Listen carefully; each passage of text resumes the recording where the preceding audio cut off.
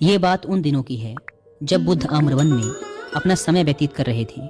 इस समय तक बुद्ध की प्रसिद्धि दूर दूर तक फैल चुकी थी। बहुत दूर दूर से लोग अपनी चिंताओं और परेशानियों का समाधान खोजने बुद्ध के पास आते थे।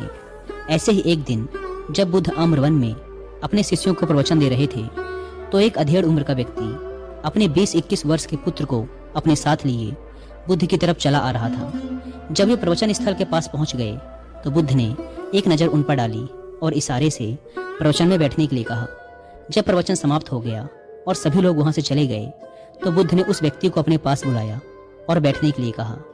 वहां चारों तरफ हरियाली छाई हुई थी, मौसम बहुत सुहाना था और तरह तरह के पक्षियों की आवाजें गूंज रही थी। ऐसा नज़ारा देखकर उस व्यक्ति को अंदर से असीम शांति महसूस हो रही थी।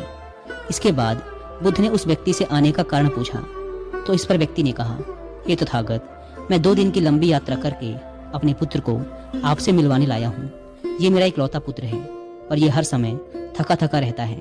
ऐसा लगता है जैसे इसके अंदर कोई जान ही नहीं है, कोई प्राण ही नहीं है। इसका स्वभाव भी काफ़ी चिड़चिड़ा हो गया है। अगर हम इससे कुछ भी कहते हैं तो यह हमारी छोटी छोटी बातों पर गुस्सा हो जाता है। इसके देखने की क्षमता भी उम्र से पहले ही कमज़ोर हो गई है और इसके बाल भी सफ़ेद पड़ने लगे हैं। इतनी कम उम्र में इतनी बड़ी उम्र का लगना, मुझे तो कुछ समझ नहीं आ रहा कि इसके साथ हो क्या रहा है। तथागत, मैं अपने पुत्र के स्वास्थ्य को लेकर बहुत चिंतित हूँ। जब मैं अपने पुत्र को वैद्य जी के पास लेकर गया तो उन्होंने कुछ औषधि दी और कहा, अपने पुत्र को तनाव कम लेने के लिए कहो। वो अपने दिमाग में बहुत अधिक तनाव लेता है, इसीलिए उसकी ऐसी हालत हो गई है। लेकिन मुझे उनके बहुत समझाने के बाद भी तनाव का मतलब समझ नहीं आया। मुझे नहीं पता कि तनाव होता क्या है, यह किन कारणों से आता है और उसे कैसे अपने पुत्र के दिमाग से निकालूं। लेकिन मुझे सबसे पहले तो ये समझना है कि तनाव होता क्या है। इसीलिए तथागत, मैं आपके पास आया हूँ। कृपया आप मेरी समस्या का समाधान कीजिए। यह सुन बुद्ध उसके पुत्र को बड़े ध्यान से देखते हैं। उसके चेहरे को देखते हैं, उसकी आंखों को देखते हैं और फिर उसके हाथों की नब्ज को भी देखते हैं। यह सारी विधि करने के पश्चात बुद्ध उस व्यक्ति से कहते हैं, तनाव लेना तो कोई नहीं चाहता, लेकिन फिर भी यह तनाव लोगों के दिमाग को दीमक की तरह पकड़ लेता है और व्यक्ति जान भी नहीं पाता कि वह तनाव में जी रहा है। लेकिन अगर व्यक्ति तनाव के कारणों को अच्छे से समझ लेता है और तनाव के बारे में कोई ऐसा पैमाना बना लेता है जिससे वह जान सके कि वह कितने तनाव में है, तो वह इस समस्या का समाधान भी खोज सकता है। सबसे पहले तो तुम ये समझो कि तनाव होता क्या है। जब भी कोई व्यक्ति कोई काम कर रहा होता है लेकिन उसका मन कहीं दूर भटक रहा होता है, कल्पनाओं में होता है, तो उसके शरीर और मन के बीच एक दूरी पैदा हो जाती है। यह दूरी जितनी अधिक होगी, व्यक्ति उतनी ही ज़्यादा बेहोशी की अवस्था में होता है और शरीर व मन के बीच की इसी दूरी, इसी खिंचाव को तनाव कहा जाता है। आखिर कोई पसंदीदा खेल खेलने के बाद व्यक्ति चुस्ती और प्रसन्नता से क्यों भर जाता है, जबकि उसने तो अपने शरीर को थकाया है। लेकिन समझने वाली बात यह है कि खेलते समय मन और शरीर एक साथ पूरी तरह से उस खेल में केंद्रित होते हैं, जिससे शरीर और मन के बीच दूरी पैदा नहीं होती और कोई तनाव पैदा नहीं होता। और अगर दिमाग में कोई तनाव था भी तो वो भी दूर हो जाता है।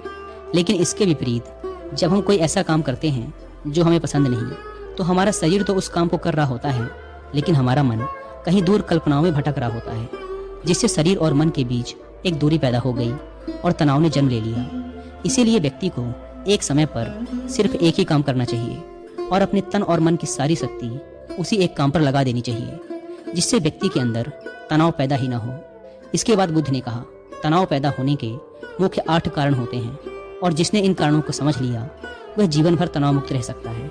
मुख्य कारणों में सबसे पहला कारण है अति महत्वाकांक्षी होना। महत्वाकांक्षी होना अच्छी बात है, लेकिन क्या कभी आपने इस बात पर ध्यान दिया है कि इंसान के लक्ष्य कभी पूरे ही नहीं होते। उसका एक लक्ष्य पूरा हुआ नहीं कि वह दूसरे की तरफ भागने लगता है, दूसरा पूरा हुआ तो तीसरे की तरफ, और इस तरीके से वह अपने लक्ष्यों को पाने के लिए जिंदगी भर गोल गोल घूमता रहता है। इसीलिए जो व्यक्ति अति महत्वाकांक्षी होता है, जिसने बड़े बड़े लक्ष्य बनाए होते हैं, वह वर्तमान में कभी रह ही नहीं पाता। उसका मन सदैव भविष्य की योजनाएं बनाने में ही व्यस्त रहता है। उसका शरीर तो वर्तमान में रहता है, लेकिन मन भविष्य में ही रहता है, जिससे मन और शरीर के बीच दूरी पैदा हो जाती है और वह तनाव भरी जिंदगी जीने लगता है। बुद्ध के मुंह से यह बात सुन उस लड़के ने कहा, बुद्ध, तो फिर इसका मतलब है कि हमें लक्ष्य नहीं बनाने चाहिए, क्योंकि लक्ष्य बनाना भी तो महत्वाकांक्षा ही है। इस पर बुद्ध ने कहा, जीवन में लक्ष्य बनाना कोई गलत बात नहीं, लेकिन समस्या तब उत्पन्न होती है जब हम अपना पूरा ध्यान उस लक्ष्य से मिलने वाले परिणाम पर ही लगा देते हैं और उसके परिणाम की चिंता करते रहते हैं।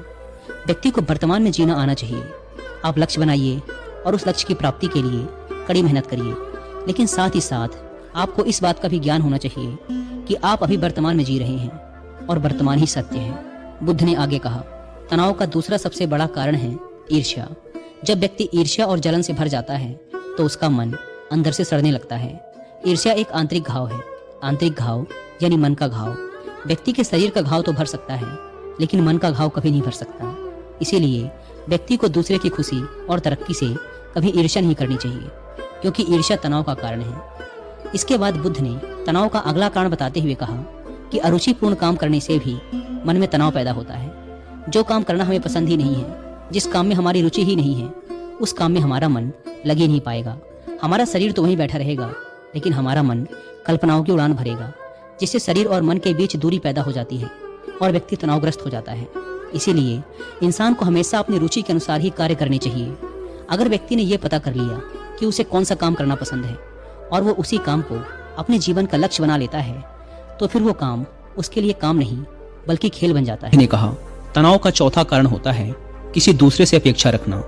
बुद्ध ने उस व्यक्ति की ओर इशारा करते हुए कहा, एक पिता होने के नाते तुम्हारी अपने पुत्र से बहुत सी अपेक्षाएं होंगी कि तुम्हारा पुत्र एक बहुत ही कामयाब इंसान बने, तुम्हारा नाम रोशन करे, जैसा तुम चाहते हो उस तरह का जीवन जिए, तुम्हारी हर बात माने। लेकिन क्या आज तक कभी किसी की सारी अपेक्षाएं पूरी हुई हैं? जब भी कोई व्यक्ति किसी दूसरे से कोई अपेक्षा रखने लगता है तो वो अनजाने में अपने लिए तनाव पैदा करने लगता है। जरा सोचो कि अगर तुम्हारा बेटा तुम्हारे अनुसार काम नहीं कर रहा और वो नहीं बन पा रहा जो तुम उसे बनाना चाहते हो, तो निश्चित रूप से तुम्हारे दिमाग को तनाव पकड़ लेगा। तुम तनाव से भरा जीवन जीना शुरू कर दोगे और इस तनाव के वश में आकर तुम ऐसा व्यवहार करोगे, ऐसी बातें करोगे कि तुम्हारा अपने पुत्र के साथ संबंध और भी खराब होता चला जाएगा। इसीलिए व्यक्ति को जितना हो सके उतनी कम अपेक्षाएं दूसरों से रखनी चाहिए, और अगर पूरी तरह से तनाव मुक्त रहना है तो दूसरों से अपेक्षा रखना ही बंद कर दो। इसके बाद बुद्ध ने कहा कि शारीरिक कष्ट भी इंसान के तनाव का एक कारण होता है। जब व्यक्ति किसी शारीरिक पीड़ा से गुजर रहा होता है तो उसका पूरा ध्यान बस अपने उस शारीरिक दर्द पर होता है और वह पूरे दिन बस उसी के बारे में सोचता रहता है, जिससे उसका मन दुख के विचारों से भर जाता है और ऐसी स्थिति में व्यक्ति तनावग्रस्त रहने लगता है। यह सुन उस व्यक्ति ने कहा कि हे बुद्ध, शारीरिक दुख तो किसी भी व्यक्ति को हो सकता है, तो फिर क्या वह व्यक्ति जीवन भर तनाव में ही जिएगा? इसका जवाब देते हुए बुद्ध ने कहा कि इंसान को यह बात समझनी चाहिए कि हमारा जीवन दुखों का आधार है। जैसे जैसे हमारा जीवन आगे बढ़ता है, इसमें दुख आते हैं, बीमारियां आती हैं और फिर अंत में मृत्यु भी आती है। तो बीमारियां इंसान के जीवन का अभिन्न अंग है, कोई इनसे बच नहीं सकता। बस किसी किसी के जीवन में ये समय से पहले आ जाती हैं तो किसी के बाद में, पर आती सबको हैं। जब इंसान का मन इस बात को अच्छे से समझ लेगा तो फिर वह अपनी बीमारी के बारे में सोच सोच कर ज्यादा तनाव नहीं लेगा, क्योंकि ये हमारे जीवन का अभिन्न हिस्सा है। और इसके लिए व्यक्ति को शारीरिक रूप से भी अभ्यास करते रहना चाहिए। अपने जीवन में व्यायाम और स्वस्थ जीवन शैली को भी जगह देनी चाहिए, ताकि उसका शरीर लंबे समय तक निरोगी रहकर सही से काम कर सके। तनाव का अगला कारण होता है अपनी योजनाओं को समझने के लिए समय न देना। कुछ लोगों के दिमाग में कोई विचार आया नहीं कि वो बिना सोचे समझे उस पर काम करना शुरू कर देते हैं, और जब उस काम में उन्हें असफलता मिलती है तो वो तनाव से भर जाते हैं, क्योंकि उन्होंने उस काम को शुरू करने से पहले उसके बारे में पूरी जानकारी इकट्ठा नहीं की थी। इंसान को कोई भी काम शुरू करने से पहले उसके अच्छे और बुरे परिणामों के बारे में ठीक से सोच विचार कर लेना चाहिए। इंसान को इस बारे में भी सोच लेना चाहिए कि अगर ये योजना सफल नहीं हुई तो फिर इसके बाद मैं क्या करूंगा। इसीलिए व्यक्ति को अपनी योजनाओं को ठीक से समझने के लिए पूरा समय देना चाहिए, ताकि बाद में उस योजना की वजह से तनाव पैदा ना हो। तनाव का सातवां सबसे बड़ा कारण होता है टाल मटोल करना, आज के काम को कल पर टालना। आप लोगों ने यह कहावत तो सुनी ही होगी कि आलस्य ही इंसान के शरीर का सबसे बड़ा शत्रु है। इंसान आलस्य की वजह से आज के काम को कल के लिए टाल देता है और फिर काम को टालना उसकी आदत बन जाती है। काम को कल पर टालने वाले व्यक्ति का काम कभी भी समय पर पूरा नहीं हो पाता, और अगर किसी तरह से पूरा हो भी जाता है तो वह उतना अच्छा नहीं हो पाता जितना अच्छा उसे किया जा सकता था, और फिर ये बात व्यक्ति के अंदर तनाव पैदा करती है। लेकिन काम को टालना या काम को एकदम अंत समय पर करना एक आदत है, इसीलिए व्यक्ति ना चाहते हुए भी बार बार अपनी इस आदत का शिकार बन जाता है और काम को टालता रहता है। और फिर जब काम की समय सीमा पास आ जाती है तो वह तनाव से भरकर काम को पूरा करने का प्रयास करता है। इसीलिए तनाव मुक्त रहने के लिए व्यक्ति को काम को टालने की आदत छोड़नी पड़ेगी, और यह तभी संभव है जब व्यक्ति काम को समय से पहले खत्म करने का निश्चय करें। सबसे आखिरी और सबसे प्रमुख कारण जो तनाव का होता है वो है ज्यादा सोचना। लगातार सोचते रहना भी एक बीमारी है और यह उस व्यक्ति में सबसे ज्यादा पाई जाती है जो कपोल कल्पनाएं करता है, जो अतीत की घटनाओं और भविष्य की बातों के बारे में सोचता रहता है, जो बेवजह के अनुमान लगाता रहता है। इसीलिए व्यक्ति को ज्यादा सोचने की आदत पर लगाम लगाना चाहिए। इसके लिए उसे जितना हो सके खुद को काम में व्यस्त रखना चाहिए और हर दिन ध्यान का अभ्यास करने को अपने जीवन का हिस्सा बना लेना चाहिए। बुद्ध के मुंह से यह सारी बातें सुनकर उस व्यक्ति ने हाथ जोड़कर कहा, बुद्ध, मेरा पुत्र तो अभी मात्र 20 वर्ष का ही है और इसमें अभी इतनी समझ भी नहीं है कि यह आपकी बताई सारी बातों का एक साथ पालन कर सके। आप कृपया करके तनाव मुक्त रहने का कोई आसान सा तरीका बता दें जिससे मेरा बेटा उसका अनुसरण भी कर सके और तनाव मुक्त भी रह सके। उस व्यक्ति की यह प्रार्थना सुन बुद्ध ने कुछ सोचते हुए जवाब दिया, अगर तुम इतनी सारी बातों का पालन नहीं कर सकते तो इसके लिए एक बहुत ही आसान विधि है। तुम एक बार में एक काम को करने पर ध्यान लगाओ। तुम जो भी काम कर रहे हो उस समय पर सिर्फ उसी काम को करो, सिर्फ उस पर ही अपना पूरा ध्यान लगाओ। और अगर तुम्हारा मन इधर उधर भटक जाता है तो जैसे ही तुम्हें याद आए उसे वापस फिर उसी काम में लगा दो। ये सबसे आसान और अच्छा तरीका है तनाव मुक्त रहने का। जब तुम भोजन करो तो उस समय सिर्फ भोजन ही करो, उसके पूरे स्वाद का आनंद लो, उसे अनुभव करो। जब चलो तो अपना पूरा ध्यान सिर्फ चलने में लगा दो। इससे तुम्हारा मन और तुम्हारा शरीर दोनों एक जगह पर केंद्रित रहेंगे। दोनों के बीच दूरी पैदा नहीं होगी जो कि तनाव का मुख्य कारण होती है। दोस्तों, आज की युवा पीढ़ी एक ही समय पर 2-2, 3-3 काम करने की आदी हो चुकी है, जैसे फोन पर बात करते हुए गाड़ी चलाना, खाना खाते हुए टीवी देखना या फोन चलाना। और फिर इनकी शिकायत रहती है कि मैं तनाव में जी रहा हूँ, मेरा मन अशांत रहता है, मैं चिड़चिड़ा सा हो गया हूँ। जब कोई व्यक्ति एक ही समय पर 3-3 काम करेगा तो तनाव पैदा होना तो स्वाभाविक है, क्योंकि दिमाग तो एक समय पर पूरा ध्यान लगाकर सिर्फ एक ही काम कर सकता है।